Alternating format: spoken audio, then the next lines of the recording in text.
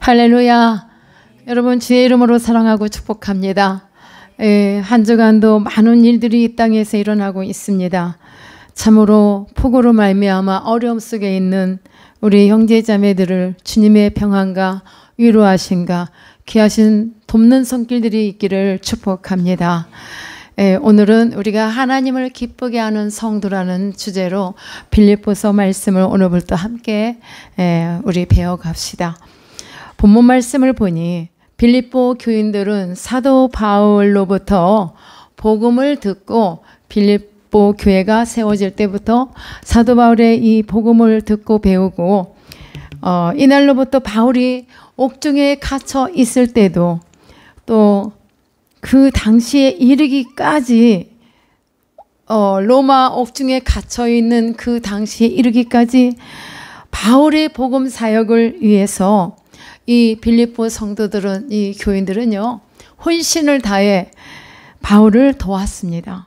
그저 여력이 생기면 한 번씩 바울을 도운 것이 아니라 바울을 마치 믿음의 아버지로서 아버지 사도 바울의 일거수일투족을 예의주시하며 복음 사역에 한치의 불편함이 없도록 온전하고 철저하게 사역을 감당할 수 있도록 협조를 했습니다. 도왔습니다.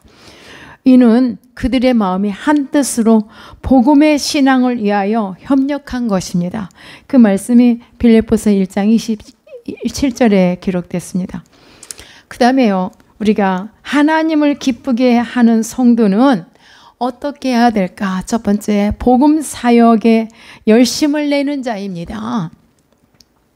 빌립보 성도들처럼 바울의 복음 사역을 위해 도운 것처럼 저와 여러분이, 우리 성도들이 이와 같이 살아야 한다며 이 서신을 기록한 목적은 바로 옥중에 있는 바울 자신을 염려하며 힘써서 도와준 빌립보 교인들에게 감사를 표시하고 또한 여러 가지 이렇게 자신의 그 투옥으로 근심하는 그 교인들을 향해서 그 자신의 근황을 또 알림으로써 또 격려도 하고 기도도 하고 또 몇 가지 교훈을 주고 있습니다.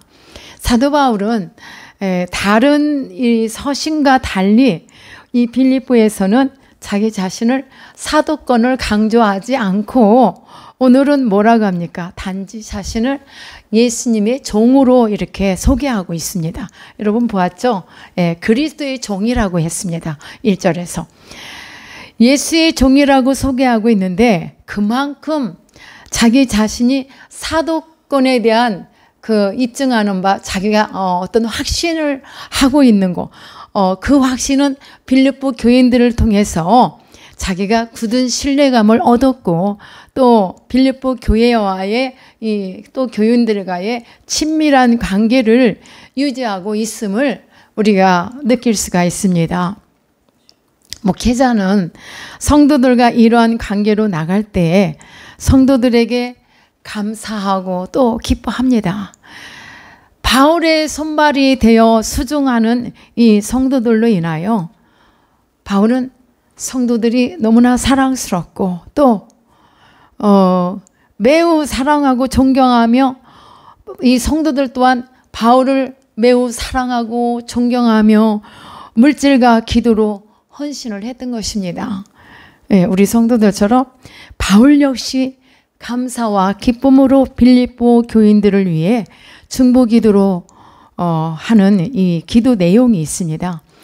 성도들이 지금까지 보여준 열정적 사랑이 참된 지식과 총명으로 더욱 풍성하고 허물없는 모습으로 그리스도께서 재림하실 때까지 그 재림을 맞게 해달라는 그 바울의 기도가 성도들 향해서 있고 또한 그리스도로 말미암아 의의 열매가 1장 11절에 있었죠. 의의 열매가 가득하여 하나님께 영광과 찬송을 돌려드리기를 이렇게 기도했습니다. 이 목회자는 항상 그 마음이죠. 바울과 같은 그 마음으로 기도하고 계신 줄 믿습니다. 두 번째로는요, 모든 성도는 그리스도의 종으로서 살아가야 합니다. 예, 그리스도의 종으로 살아가요.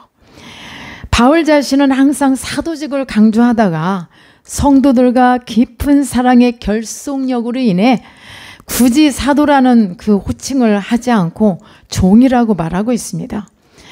헬라어로 이 종을 둘로스라고 그래요. 둘로스. 문자적으로는 노예라는 뜻을 갖고 있습니다. 둘로스가. 예. 그래서 이와 같이 나는 예수의 종이다 라고 말했습니다. 우리가 그리스도를 말할 때 주님이라고 부르는 것은요, 곧 그리스도의 종이라고 내가 고백하는 뜻입니다. 두 번째로는요, 당신의 몸으로 우리의 죄값을 치르고 우리를 위해서 당신의 그 피로 사셨기 때문에, 그리고 우리 모두는 죄와 사망의 그 종이었음을 우리는 기억해야 돼요. 죄와 사망의 종이어서 이제는 그리스도의 종으로 우리가 이렇게 변화가 된 것이에요. 믿음으로 말미암아 그리스도는 나를 위해서 죽으시고 이렇게 살아나셨음을 늘 부활, 십자가의 복음, 그걸로 고백하며 살아가는 이에게 이와 같이 죄와 사망의 종이었을 때를 기억하고 그것을 우리가 감사하며 살아야 되겠죠. 이 그리스도의 종의 신분인 것을 분명히 하시기를 바랍니다. 종의 신분에 대해서는 두 가지 의미가 있는데요. 두 가지 의미가 내포되어 있는데, 하나는 우리가 하나님의 은혜의 백성이 되었다는 것, 더 이상 심판과 정죄의 공포 없이 영광의 소망을 가질 수 있는 복된 하나님의 백성이 된 것입니다. 또 하나는 그리스도의 뜻에 절대 순종해야 한다는 것이, 이렇게 종의 신분은 언제든지 내 뜻대로 행할 수 없고 그리스도의 뜻에 절대 순종해야 된다는 것입니다. 이와 같은 그 의미가 부여되었습니다. 하나님을 기쁘게 하는 성도란 주님의 그 주인의 뜻대로 행하고 주인을 기쁘게 하기 위해 힘써야 하는 것입니다. 따라서 그리스도의 뜻에 힘써 복종함으로써 그리스도를 기쁘게 하는 것입니다. 하나님을 기쁘게 하는 거 먼 데서 찾을 필요 없어요. 내가 과연 이 일이 하나님의 뜻인지를 분별하며 그 뜻에 합당하게 나갈 때 기뻐하신다는 이와 같이 내포된 뜻을 갖고 그리스도의 종으로서 합당하게 사는 여러분 되시길 간절히 바랍니다. 그 다음 어떻게 하나님을 기쁘게 하는 성도가 될 수 있을까요? 사랑과 지식을 겸비한 삶을 살아야 합니다. 사랑과 지식, 이런 것들을 겸비함. 사랑만 있어도 안 되고 지식도 있어야죠. 하나님의 말씀에 지식이 있어야 된다는 말씀입니다. 또한 하나님과 화목해야 합니다. 이 말씀 참 중요해요. 하나님을 열심히 믿는다 하면서도 하나님과 불화한 사람이 있습니까? 있어요. 그것은 하나님 앞에 옳지 못하죠. 하나님과 화목해야 심판에서 벗어나고 평강을 누리고 살 수 있습니다. 지금 여러분은 하나님과 불편한 관계는 없으세요? 화평하세요? 화목하세요? 예. 아마도 오랜 세월 동안 기도하며 또 기다렸는데 내 삶에 어떤 변화의 환경이 없고 그냥 멈춰있는 듯한 그런 느낌에 있는 성도라면 조금 불편한 관계일 수 있어요. 그러나 그 관계를 빨리 회복해야 돼요. 하나님하고 싸워봤자 내가 지지 뭐 하나님 이길 수 있나? 그죠? 예. 그래서 우리는 하나님 앞에 겸손하게 이 뜻이 무엇일까? 주님 뜻 발견합시다. 그러면서 나를 더 내려와서 주님의 뜻을 구하는 여러분 되시기를 축복합니다. 사랑하는 여러분, 참된 평강은 하나님의 은혜의 열매입니다. 참된 평강이 곧 하나님의 은혜입니다. 그 열매. 우리가 하나님 안에 거할 때 이 평강의 은혜를 맛볼 수 있고 누리게 됨으로써 복음 안에서 성도와 또 기쁘고 즐거운 교제를 이루며 복음 안에서 교제하는 교회로서 칭찬받을 수 있는 것입니다. 우리의 구원의 완성을 확신할 수 있는 것은 하나님의 신실하심 때문입니다. 그것을 이 바울 사도가 우리에게 가르쳐 줬어요. 우리가 이렇게 구원의 완성을 확신할 수 있는 것은 바로 하나님의 신실하신 그 자체, 그것 때문이라는 것. 여러분, 우리 안에 착한 일이라 무엇이라고 생각합니까? 본문에 있었죠. 우리 안에 착한 일을 행하게 하시는 주님. 근데 그 착한 일은 무엇이라고 생각하십니까? 바로 성도들의 구원입니다. 이것이 곧 우리 안에 착한 일이란 말씀입니다. 우리 주 예수 그리스도를 믿음으로 말미암아 거듭났다는 점에서 율법의 정죄에서 무관한 자가 돼요. 우리는 율법의 정죄에서. 그리고 또 무관한 자가 되었다는 것이고, 그러므로 우리가 구원의 반열에 있는 자라는 거. 저와 여러분, 하나님의 구원의 반열에 세워 있음을 믿습니다. 구원받았다 하여 우리가 영원한 천국에 있는 것은 아니에요. 지금 우리는 영원한 천국에 살고 있는 것은 아니에요. 물론 가정에서 어디서나 천국을 이뤄가면서 우리가 살고 있지만, 그러나 이것은 영원한 천국이 아니고 이 땅에서 살고 있으므로 아직 이 구원은 완성되지 않았어요. 완성되지 않은 것이고 완성을 이룬 것이 아니고 구원의 완성을 향해 지금 나가고 있는 것입니다. 믿습니까? 이 진리를 잘 깨달아야 돼요. 뭐 예수 믿으면 천국같이 살 것 같은데 뭐가 이래 하는 투덜투덜 하는 분들 많죠. 그러나 잠시 있는 이 땅은 영원한 천국이 아니라는 것을 분명히 알고 지금은 구원의 완성을 향해 나가는 도정에 있는 것이라는 걸 기억하시기를 바랍니다. 하나님께서 구원의 완성을 이루실 것에 대해 사도 바울이 확신하는 그 근거가 바로 뭐냐면 하나님의 신실하심에 있다라고 아까 말씀드렸어요. 하나님이 기뻐하시는 성도는요, 목회자가 그리워하는 교회가 되어야 합니다. 우리가 누구예요? 다 교회들이에요. 자, 7절 말씀을 보면 내가 너희 무리를 위하여 이와 같이 생각하는 것이 마땅하니 이는 너희가 내 마음에 있으며 나의 매임과 복음을 확정함에 너희가 다 나와 함께 은혜에 참여한 자가 됨이라고 했고, 사랑이 풍성한 교회가 바로 주님께 합당한 교회라는 말씀입니다. 9절의 말씀을 보면은 또 내가 기도하노라 너희 사랑을 지식과 모든 총명으로 점점 더 풍성하게 하사. 이 우리 성도들에게 사도 바울이 지식이 더 풍성하기를, 그 사랑이 더 풍성해서 열매가 있기를 지금 기도하는 내용입니다. 그 다음에 10절에 가서 너희로 지극히 선한 것을 분별하며 또 진실하여 허물 없이 그리스도의 날까지 이루고 라고 했어요. 그 다음에 11절 말씀을 가면 예수 그리스도로 말미암아 의의 열매가 가득하여 하나님의 영광과 찬송이 되기를 원하노라 하고 했습니다. 사랑하는 여러분, 우리를 풍성하게 하는 것은 바로 무엇이냐? 하나님의 사랑을 더욱 알게 될 때입니다. 하나님의 사랑을 우리가 더욱 알아가기를 힘쓰고 더욱 알아간다면 내 안에 나의 삶에 이 모든 삶이 더 풍성함으로 채워질 줄 믿습니다. 참 중요하다는 말씀이 되겠어요.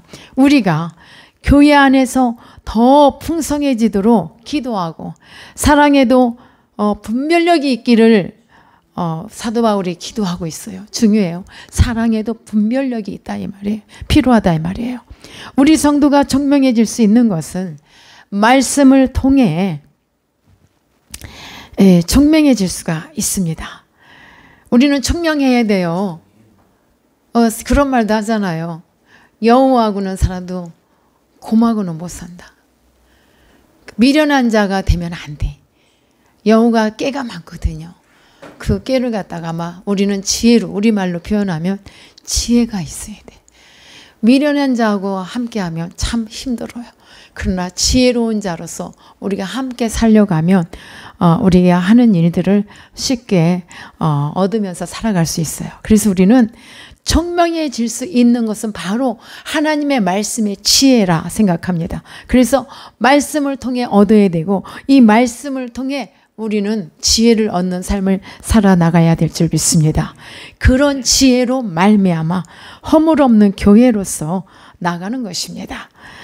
과연 허물 없는 교회가 얼마나 될지는 모르나 그리스도의 재림을 준비하며 사랑의 실천으로서 최선의 길을 갈 수 있기를 축원합니다. 우리는요, 할 일이 참 많이 있습니다. 우리가 무엇을 할 것인가 할 일이 많으나 우선순위를 결정하고 나가야 합니다. 그래서 주님이 오시는 그날까지 우리가 무엇을 해야 된다겠죠? 내가 주님을 맞을 수 있는 주님의 재림을 준비하는 자가 되어야 된다고 했습니다. 그래서 우리가 그렇게 살아갈 수 있도록 노력해야 되는데 사랑하는 여러분, 참으로 우리는 항상 내가 부족하고 내가 미련하고 내가 연약함을 우리 하나님이 다 아시기 때문에 지금 지혜로운 자, 사랑에도 분별하는 자가 되라고 하셨잖아요. 이와 같은 이 말씀들을 기억하면서 하나님은 지혜로운 자를 꾸짖지 미련한 자를 꾸짖지 않으신다고 했어요. 그러면 저와 여러분은 지혜를 얻기를 위해서 후히 주시는 우리 하나님 앞에 구하라 했어요. 근데 지금 이 시대가 우리가 영적인 지혜로 충만한 그런 삶이 되어야 돼요. 그렇지 않으면 나도 모르는 사이에 내 꾀에 잘못 넘어가면 내가 어느새 나도 모르는 사이 염소의 자리에 설 수 있습니다. 저희들은 항상 하나님이 세우시는 양 오른편에 서는 자가 되어야 되겠습니다. 그래서 그러므로 우리 주님은 오시는 그날까지 어떤 열매를 많이 맺어라? 사랑의 열매를 많이 맺으라겠어요. 그래서 이 사랑의 열매를 풍성하게 맺어서 우리들의 삶 속에서 더 빛이 나는 그런 삶, 하나님을 기쁘게 하는 삶은 여러 가지로 너무너무 많아요. 이러한 열매를 맺기 위해서 그 다음에 우리가 무엇을 할 것인가? 무엇을 해야 되겠어요? 기도가 빠지는 일은 절대로 있을 수 없어요. 이 기도는 해도 부족해. 그래서 항상 수시로 기도해야 돼요. 항상 수시로 무엇을 구할 것인가 정해놓고 생각하고 어떻게 주님을 기도를 통해서 응답을 받고 만날 것인가를 생각해요. 이 또한 하나님이 기쁘게 여기시는 성도가 될 것입니다.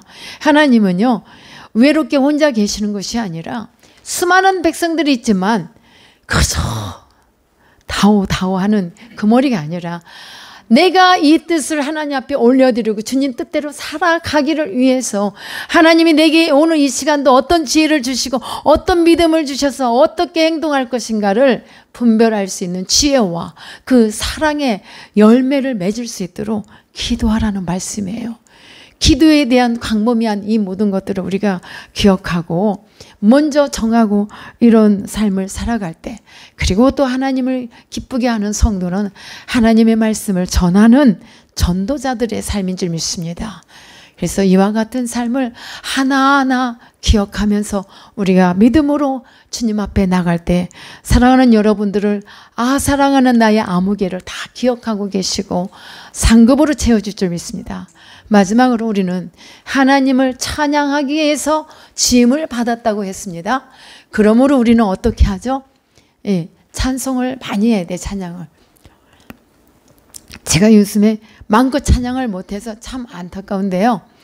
여러분들이 저를 위해서 그렇게 기도해 주십시오. 수시로 찬양하기를 원하는데 목이 좀 좋지 않아요. 그러니까 기도할 수 있도록 제가 이러면 예전에도 오히려 더 찬양을 해서 병원에서 목소리 쓰지 마세요 했는데 오히려 더 썼거든요. 서울에 있을 때. 그런데 지금 그 상황보다 어떻게 더 풀릴 데가 없어. 그래서 더 기도해야 되겠어요. 우리는 찬송을 해야 돼요. 우리 집사님 찬양할 때 얼마나 예뻐요? 우리 안수 집사님처럼. 우리 권사님도 찬양 이쁘게 잘하잖아요. 우리 성도들이 다 아름답게 찬양할 때 하나님이 지혜를 주시고 하나님이 우리에게 사랑을 더욱더 해주세요. 우리가 찬양을 그냥 합니까? 주님을 사랑하는 마음 갖고 그 사랑의 마음을 품고 찬양을 올려드릴 때 내게 풍성한 은혜로 열매를 가득 맺을 수 있도록 축복해 주십니다. 이와 같은 거를 오늘 여기까지만 제가 말씀을 드려요. 1장을 나눠서 말씀을 드려서 오늘 여기까지만 할 것입니다.